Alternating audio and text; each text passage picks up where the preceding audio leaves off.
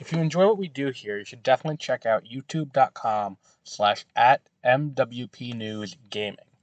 It's our new YouTube channel where we do basically talking like this while also playing video games, old games, older games.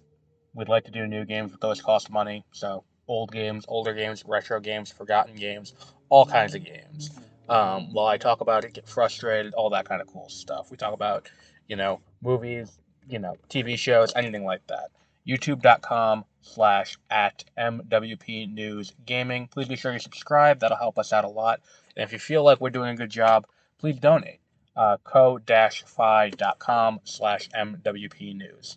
Thank you and enjoy this episode.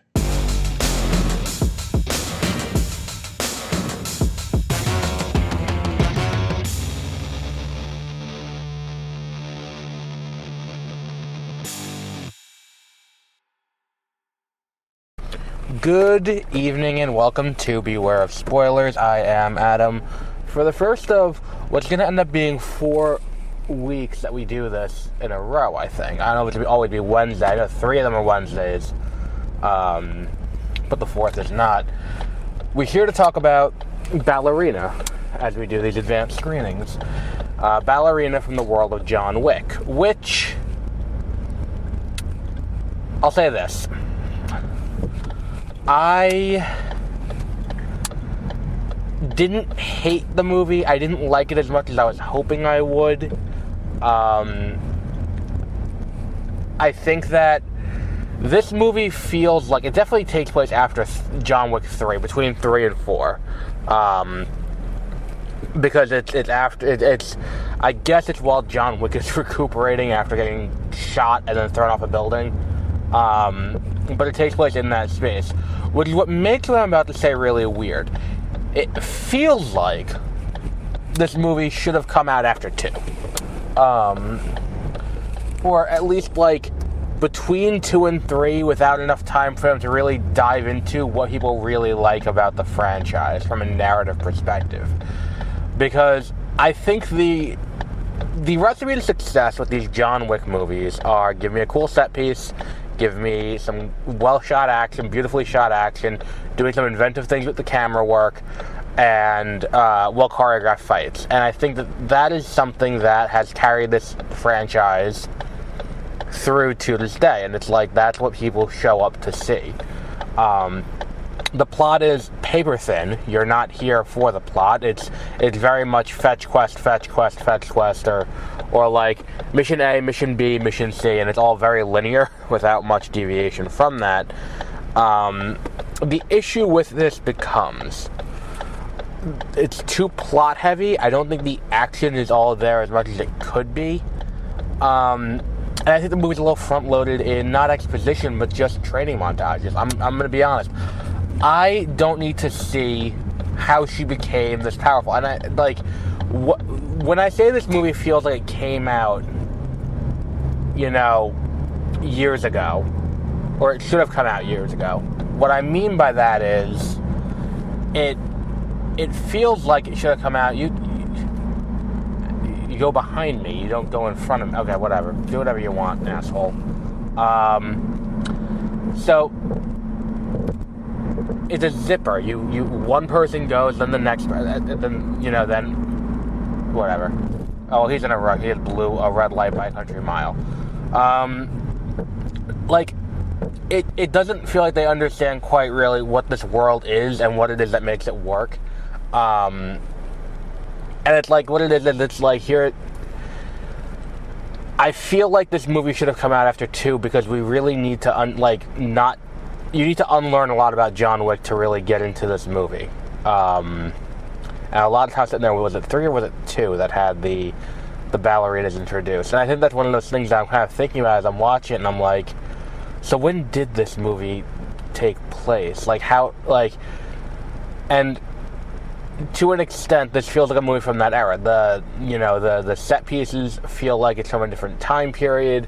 It feels like a step back in a lot of ways from John Wick 4, where you don't get John Wick 4 has so many great action set pieces. There's the set piece in the Continental in what was it, Tokyo? That is such a great action set piece in that movie. There's the multiple in Paris when they're going around the Arc de Triomphe, and then there's also the one going up and down the stairs. Great set piece. The nightclub set piece with the guy who could have been Kingpin, that's just him fighting this giant fucking guy. Like, that's a great set piece. I feel like there's another one I'm forgetting, but there were, like, I can tell you those off the top of my head. I'm not going to be able to tell you any of the set pieces from this in that way. And it's like, it's kind of a shame, because it's like, that's what we're here for. That's what we're here for. We're here for these big moments. It's like the same thing with the Fast and Furious, where it's like, the Fast, and this is, don't get me wrong, John Wick is way better than the Fast and Furious ever was. But like, Fast 5, the heist where they're stealing the safe. You know, going to space in Fast 9. The chase through New York City with all the autonomous cars in 8. Like, these are all things that you can remember because that's what these movies are about. 7, driving out of the side of the fucking tower in 7. Like, these are all things that you can point to and be like, this is what this movie is. I don't know if there's an equivalent thing from that. Maybe it is just, you know, this fight that happens in this small town in the fucking mountains.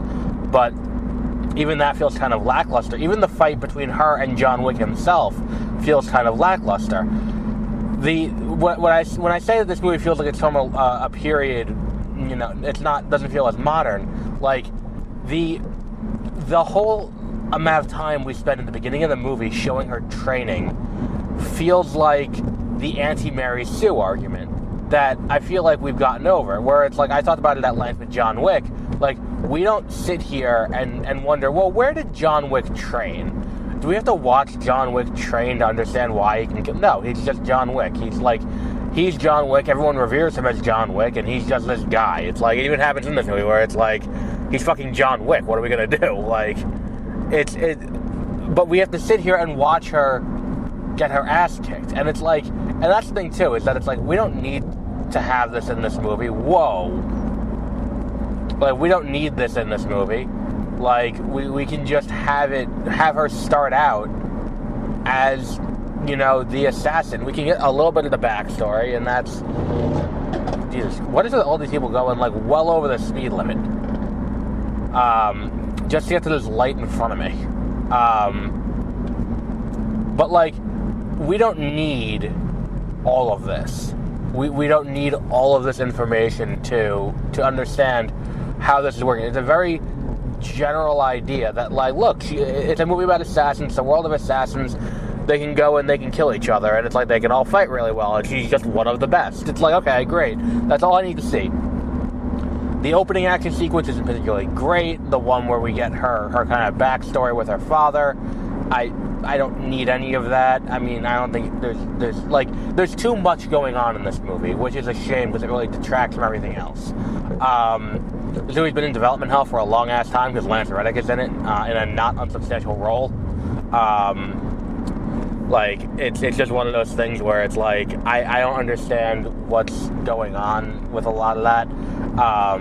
And look, I think that had this movie come out then, I feel like it would have worked a lot better because we don't have this built-in world where it's like, you know, and for the ending to end kind of like John Wick 2 is the other thing, where it's like, now we got this fucking $5 million bounty on her head, in the same way there's this giant bounty on John Wick, and now she's going off to do that. It just feels derivative. Like, if this came out concurrently with John Wick 2, you could functionally, or not concurrently, but like, you know, the year after. Like, this is a very weird situation where this character could feed, and I didn't say for a post-credit scene, there may have been a post-credit scene that sets up the inevitable John Wick 5 they announced, but who knows. Like, this character should have had more of a through line, I think, through this franchise. And had this been earlier in the franchise, and again, a lot of this comes from winging it as they went along, very clearly, which is what happened with John Wick, which works for it to an extent, but this is a movie that, had it come out sooner, this character could have been a through line. Like, and he could have been something. And I think that the other thing this shows is MGM or Amazon, or whoever it was that was Sony was doing it, really dropped the ball with not having Ana De Armas in a larger role in the James Bond universe. Like, that was a mistake. Because she's just great here. What else have we got? There is... I don't know. I mean, like, overall, I don't want to say I'm disappointed because I didn't go into it with particularly high expectations. I didn't go into it expecting it to be as good as the base movies, especially when you go into and talk about them doing a year of reshoots to bring the action up to par with what we would expect from this franchise, which I think partially they do, but I don't think it's enough to, like the action alone isn't enough. It's action plus set pieces plus, all of that. So, like, yeah, it kind of works, but not as well as you would hope. And again, maybe it is just, Endgame syndrome, but for John Wick, where it's like, Endgame is a send-off for the Marvel Cinematic Universe up until that point. It's like, you called it Endgame, this is the last, this is the last movie, and it's going to be the end of Tony Stark, and that's going to be the whole thing. And then it's like, now we're coming back after, and it's like, well, you don't hit that high. And, like, when you do John Wick Chapter 4, they leave everything on, they leave nothing on the table. Everything is out there for this. It is the story of his death, and now it's like, oh, well, how do you continue that? And it's like, yeah, this is a prequel. This is very much Black Widow. Let's just call it what it is. This is just Black Widow, but for the John Wick universe, where it's like, this is the first movie out after we watched what could have been the end of the franchise, but no, we're not going to let it die because Lionsgate needs to make money, so we're just going to, keep trying this. And it's a prequel to the last movie, and it doesn't make a ton of sense in the timeline. Don't think about it too hard, otherwise it won't make a ton of sense. And then you're going to sit here and be like, so what is... what's the end goal here? Because, like, I don't know where we go from here with this. And I think we could be heading into a world where it's like, I think unless Chad Stahelski is staying at the helm for everything John Wick related, I don't think there's a world in which I show up as enthusiastic every time. I think very much the law of diminishing returns, and I don't think it's the same, the same draw as, that's a maneuver. I don't think you get quite the same draw as, as you do with the Avengers and with the Marvel Cinematic Universe, where it's like, I'll show up every time because this is something that's been a part of my life for so long. John Wick, I don't think quite is that, and it's a very specific itch it's scratching. And if it can't do that, I'm not going to show up here and be like, well, here's the new John Wick movie. There will come a point where I will sit back. And that's the thing, is that it's like, back in 2019, The Rise of Skywalker came out. And I was so unenthusiastic about it that, like, look, I got into a car accident the day I was supposed to see it. And I was going to see it opening night. It was not a priority. I mean, granted, there were a bunch of other things going on because I got into the car accident. But it was not a priority for me to rush out and see that movie, even once I had a car and was able to drive. Like, it did not jump to the top of the list in the way that, like, other movies would have. And I think John Wick Chapter 4 sends that off in such a great way. It really is kind of a perfect situation where it's like, what's the phrase? It's a fool who doesn't learn from his own mistakes, but it's a complete moron who doesn't learn from other people's. And that is, or maybe I'm getting that flipped, but either way, we saw what happened when Marvel did this. The law of diminishing returns is set in completely. So I'm just confused as to why Lionsgate's like, yeah, but that's just Marvel Comics, things that people have been reading for 60 years, like, or 70 years almost. Like, yeah, that's different. We're John Wick. Like, no, there's going to come a point where it's like you sent this off to pasture. That's what John Wick 4 is. And it's like, even everything about John Wick 4, like, there's nothing about that movie that's not a funeral dirge for the character. So it's like, look, other attempts haven't worked. Continental was shit. And I think the thing about this movie that works is the action sequences that were very clearly reshot by Chad Stahelski. you can very clearly tell what is whoever the actual director is and what was shot by Chad Stahelski. And the thing is, this man's a gifted action director. To the point that, like, we talked about it when we talked about the Hunger Games over on 30-Minute Reviews a few years back before Ballad of Songbirds and Snakes came out. If you go back and watch the Hunger Games and then go back and watch the Hunger Games Catching Fire, there's a marked difference in how much better the action looks in Catching Fire. And what's the difference? Chad Stahelski is the action director. He's second unit director on that movie. He shot the stuff in the arena, and that's why the stuff in the arena looks so much better. That and the different director in the first movie entirely. It's not Francis Lawrence, and Francis Lawrence can do a better job too. All of that said, there is a ton here that doesn't work. And I think that, like, this is the kind of thing where this movie's going to come out and it's not going to be as well received, and this is something that is damaging enough to the brand, I think, in a way that, like,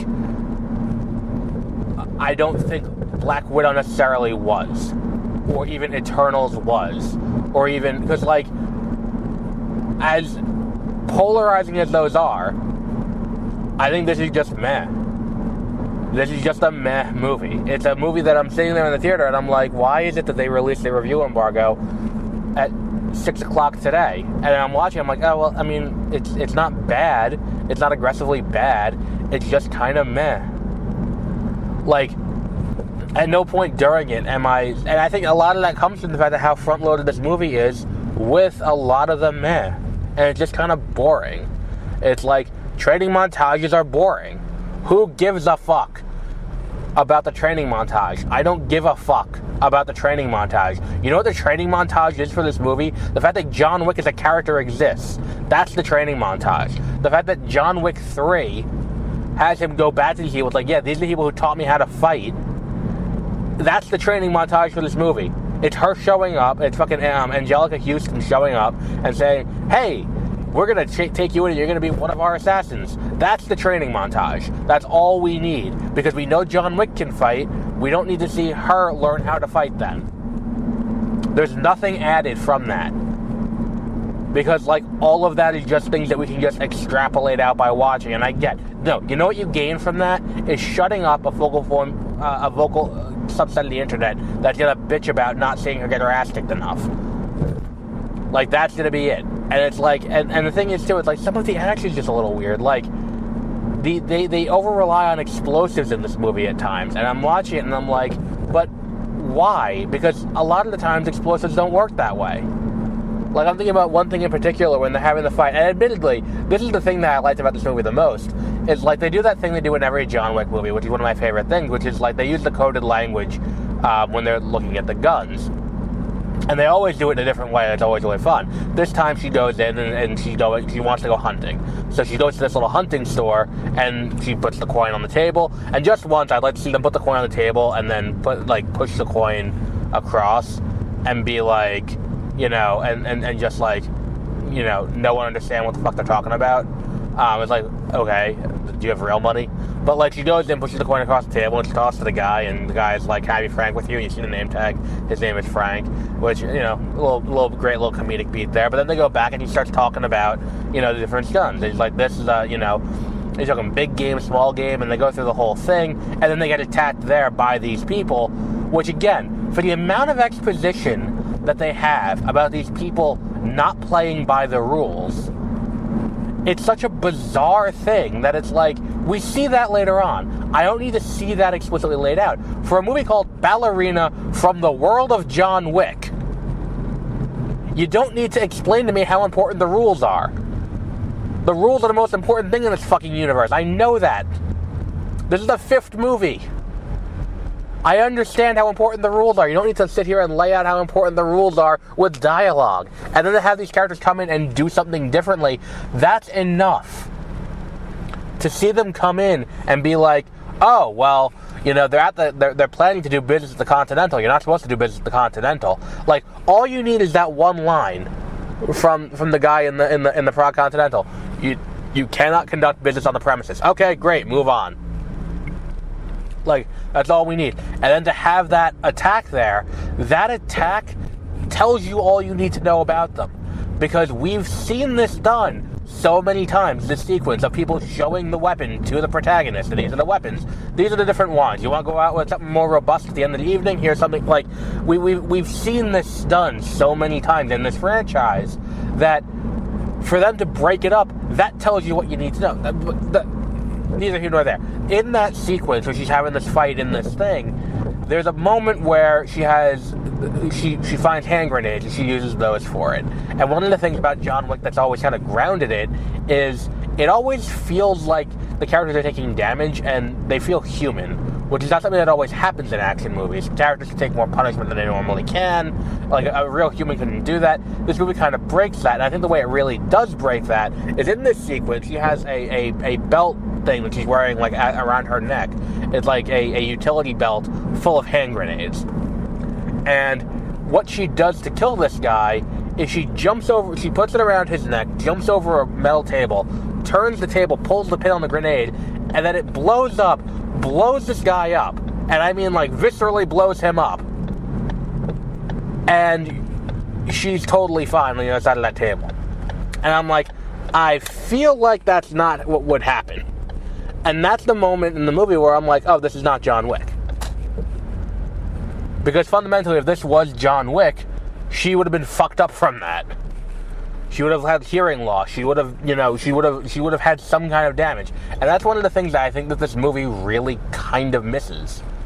And one of the big misses of this movie is this thing where it's like, why is it that this character is not, is able to do things that, like, John Wick would not be able to do that.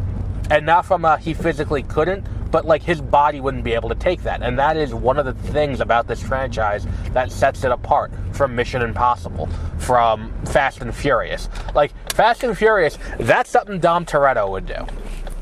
Or Letty would do. That's some shit they would do. That's not some shit you would see in a John Wick movie. And that's kind of what it is that kind of harms this movie. It's a fundamental misunderstanding of what makes John Wick John Wick. And without that, it's just a generic action movie.